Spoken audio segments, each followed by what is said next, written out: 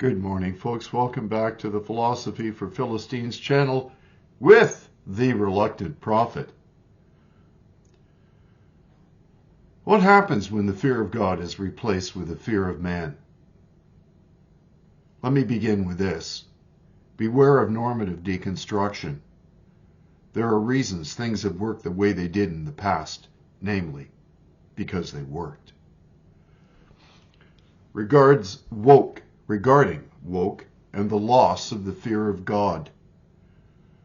I have read many posts from conservatives and Christians who criticize wokeism without understanding its origins.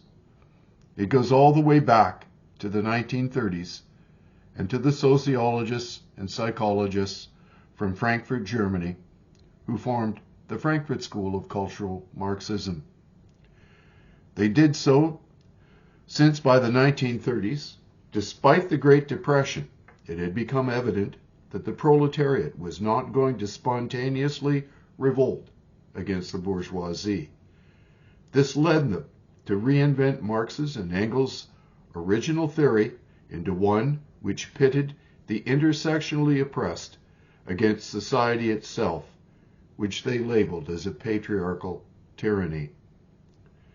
This is the origin of the prevailing victim cult, which has captured the West, where guilt is assigned based upon immutable characteristics and innocence applied to those who can claim they are intersectionally oppressed.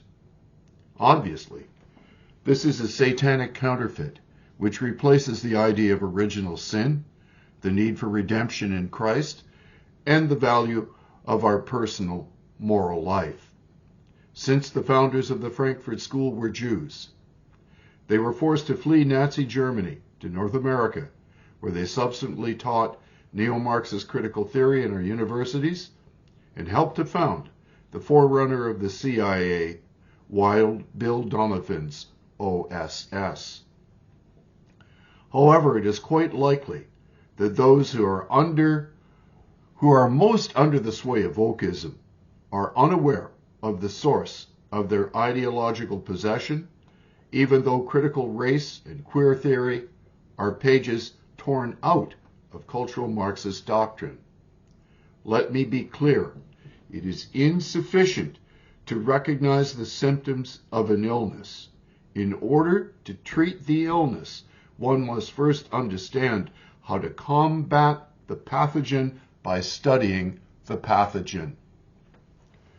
Which is, while it is true, as Dr. David Starkey once famously asserted, all bad ideas are French. It's an absolute principle of human existence. It is also true that the Germans borrowed those ideas to hone them into totalitarian tyranny. At the heart and center of this tyranny is replacing the fear of God with the fear of man in the form of illiberal authoritarian state control, right down to what you will be permitted to think, to say, where you can go, who you're allowed to associate with and do business with. It will deliberately force you to abandon the perception of your own eyes, to replace that evidence with fantastical delusion. Woke is now hiding under a guise of liberalism. Nothing could be more indicative of the prevailing social idiocy than not understanding the difference between the liberty implicit in the name liberalism from the dialectical materialism implicit in socialism. To the former, the only limit to achievement is man's own creativity and entrepreneurial spirit, while to the latter, everything is limited by the fact socialism posits that life is a zero-sum enterprise, necessitating controlled economies and controlled outcomes. Those two principles could not possibly be greater polar opposites. If the needs of the many outweigh the rights of even one individual, then tyranny will be the result. But to violate and destroy all the rules which define normality is the very purpose of the cultural Marxist revolution. Remember how during COVID, the authorities repeatedly used the phrase the new normal, only for us to discover later that what the authorities were forcing on us was neither normal, nor did it effectively mitigate the pandemic? This wasn't a simple mistake or an oversight on their part. Rather, it was an experiment in state-sanctioned social manipulation and engineering. Our elected leaders had colluded with unelected multinational conglomerates and investment bankers who are intent on herding society down a very dark path, not unlike what happened in communist China under Mao during his cultural revolution. During lockdowns, Trudeau's policies were interrupting our supply chain, which necessitated the Freedom Convoy protests. The truckers had recognized that the government was deliberately damaging the supply chain. As a result, they felt they needed to warn us as concertedly as possible of the damage being wreaked upon us by Trudeau's foolish mandates. For similar reasons, during China's Cultural Revolutions, Mao's policies resulted in food being in desperate shortage and while food production fell dramatically. The resulting famine caused the deaths of more than 30 million people, particularly in the most impoverished inland regions. This is why Trudeau's policies are targeting the most vulnerable and marginalized among us. It is no wonder then why Trudeau stated all those years ago that he admires Communist China's ability to turn things around on a dime, especially now that we know that the CCP funded his neo-Marxist deconstruction of our social order and economy. For the love of God, Canada, wake up and turn away from your fascination with neo-Marxism. We now know that the virus was artificially created.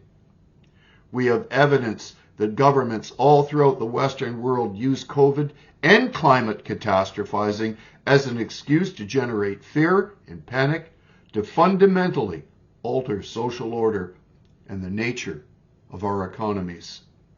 We must demand that our elected representatives do the only two things that justifies democratic government of the people and by the people, namely, to defend our borders by maintaining the sovereignty of each nation's interests while enforcing the rule of law within each border. Our governments at present are doing the opposite, since under their illiberal authoritarian rule, Western society has grown ever more lawless, while our venal and corrupt political leaders pander to a wicked globalist agenda that is proving itself to be just as dangerous to our freedoms as the CCP is to the Chinese people, where it oppresses and murders its own citizens just to cling on to power.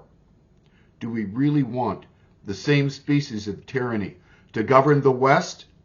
If you do not, then consider the following admonitions from the book of the Wisdom of Solomon, who knew how to judge and govern his people wisely. Proverbs 3, verse 7.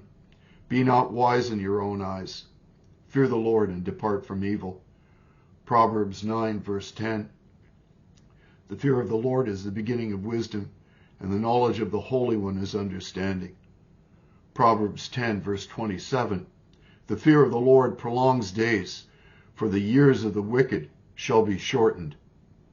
For when we lose the fear of God, that source of divine wisdom to govern ourselves well, will be replaced by the totalitarian fear of government dominated by the enemy of our souls. Satan is woke to what is written about in 1 Peter chapter 5, verse 8, which warns us to be sober, well-balanced, and self-disciplined, being alert and cautious at all times, since the enemy of yours, the devil, prowls around like a roaring lion, fiercely hungry, seeking someone to devour. For as it is written in 1 John chapter 5, verse 19, we know that we are of God, and the whole world lieth in the evil one. So those are my thoughts today. I have repeatedly attempted to involve evangelical fellowships, any fellowship, in this discussion, this most vital of all Christian discussions of how to restore godly government. And I have had no takers, and I've reached out to several now. Although many of them claim they agree with me, as soon as I ask for cooperation and extend the right hand of fellowship to them, I'm ignored and rejected. So that will not stop me from stating the truth and from using scriptures and factual evidence to justify the position that I make concerning where critical theory, that cultural Marxist doctrine, has absolutely corrupted the society and has possessed a whole generation of young people who are very likely don't even know the source of their own ideological possession. We must study to show ourselves approved. These are things to think and pray about on this May the 8th, 2023. God bless you and have a wonderful rest of your day.